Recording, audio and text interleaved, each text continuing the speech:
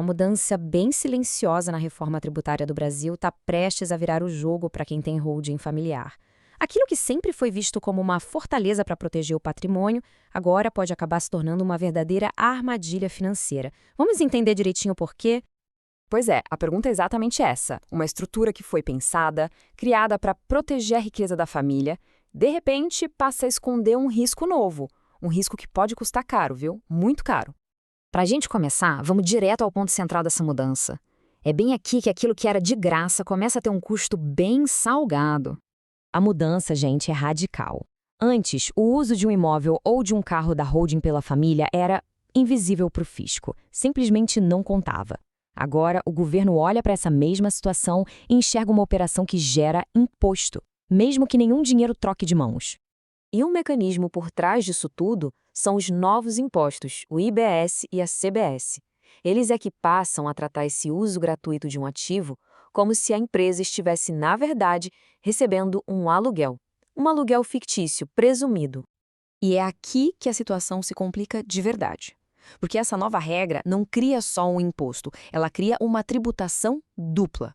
Ela vai atingir tanto a empresa, a holding, quanto a pessoa física que usa o bem.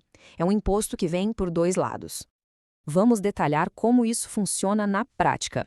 Tudo começa com algo simples: um dos sócios usando um bem da holding de graça. Esse simples ato já é o gatilho para duas cobranças de imposto diferentes. Uma que vai para a empresa e outra que vai direto para a pessoa física que está usando o bem. E aqui está o pulo do gato. A regra do imposto de renda para a pessoa física, na verdade, sempre esteve lá, na lei. Só que era muito difícil de fiscalizar.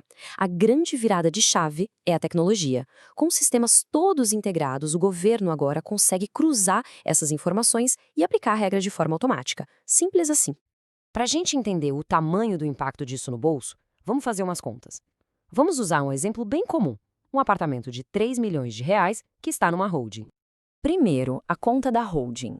O governo vai presumir um aluguel de mercado para esse imóvel, vamos dizer R$ 180 mil por ano.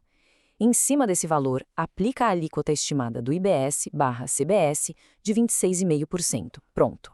Só aí já temos uma conta de R$ 47.700 por ano para a empresa pagar. Mas não para por aí. Agora vem a segunda parte. A pessoa física. A Receita Federal presume que quem usa o imóvel de graça teve um ganho, uma renda de 10% do valor do imóvel. Isso dá R$ 300 mil. Aplicando o imposto de renda sobre isso, a conta para a pessoa física fica em torno de R$ 70 mil. E qual é o resultado final?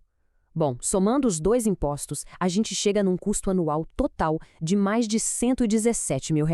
Tudo isso apenas por usar um imóvel que, no fim das contas, já pertence à estrutura familiar. Pensa um pouco nisso. Um patrimônio que antes não gerava custo fiscal nenhum, de repente começa a vazar quase 4% do seu próprio valor todo santo ano só em impostos. É um custo de manutenção forçado e muito alto. E atenção, porque o problema não se limita a um apartamento ou uma casa. Essa armadilha fiscal, na verdade, se estende para vários outros tipos de bens que as famílias costumam colocar numa holding. A lógica é a mesma para tudo: carros, barcos, aviões, até aquela sala comercial que alguém da família usa como escritório. Se o bem é da holding e o uso é gratuito por um familiar, a regra se aplica. E, para complicar ainda mais o cenário, a reforma tributária traz outro fator. Ela obriga os estados a terem alíquotas progressivas no Imposto sobre Herança, o ITCMD. Na prática, isso quer dizer que transferir esses bens para os herdeiros também vai ficar mais caro. Ok, diante de tantos desafios novos, o que dá para fazer? Quais são as estratégias que os donos desses ativos podem começar a considerar? Basicamente, dois caminhos principais aparecem na mesa. O primeiro é formalizar um contrato de aluguel. O sócio passa a pagar um aluguel de mercado para a própria holding. O lado bom é que isso elimina o imposto de renda presumido da pessoa física. O lado ruim, precisa ter dinheiro em caixa para bancar esse aluguel. A segunda opção é instituir o usufruto, ou seja, a holding continua sendo a dona, mas a pessoa tem o direito legal de usar o bem. Isso pode evitar os dois impostos, mas pode gerar outros custos lá na frente, como ITCMD, e amarra o imóvel, dificultando uma venda futura.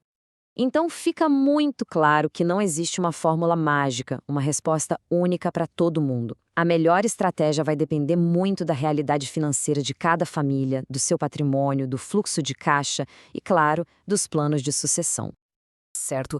Então, qual é a grande lição que a gente tira de toda essa mudança no Código Tributário? A mensagem do governo é bem direta.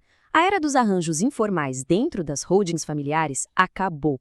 O que antes passava batido, agora está na mira. Para evitar um dreno financeiro gigante, a formalização em uma estrutura bem planejada não são mais luxo, são uma necessidade absoluta. Para quem tem uma holding, o caminho é claro e precisa ser rápido. Primeiro, fazer um inventário de todos os bens que estão sendo usados de graça. Segundo, colocar na ponta do lápis qual vai ser o novo custo anual com esses impostos. E terceiro, e mais importante, procurar especialistas, contadores e advogados para redesenhar estratégia. E tudo isso nos deixa com a reflexão final, né? Será que o patrimônio que as famílias levaram anos, talvez gerações, para construir, está de fato preparado para essa nova realidade? Porque, de agora em diante, proteger um legado vai exigir muito mais planejamento, mais formalidade e mais vigilância do que nunca.